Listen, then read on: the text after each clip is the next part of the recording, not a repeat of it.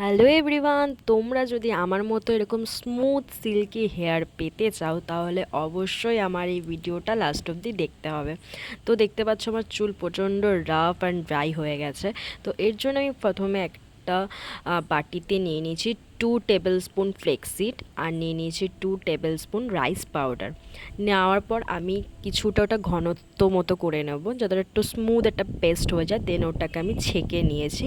দেন তার মধ্যে নিয়ে নিচ্ছে হচ্ছে কোকোনাট অয়েল। হ্যাঁ, অবশ্যই কোকোনাট অয়েলই লাগবে, কারণ কোকোনাট অয়েল আমাদের চুলের জন্য প্রচণ্ড হেলদি। তো দেন এটা আমি ভালো করে আমার স্ক্যাল্প থেকে পুরো চুলে অ্যাপ্লাই করে নেব। অ্যান্ড অ্যাপ্লাই করার পর তোমরা নিজেরাই রেজাল্টটা দেখতে পাবে তোমাদের চুলে, যে তোমাদের চুলটা কতটা স্মুথ অ্যান্ড সিল্কি একটা ভাব চলে এসছে, যেটা তোমরা পার্লারে গিয়ে পেতে পারো।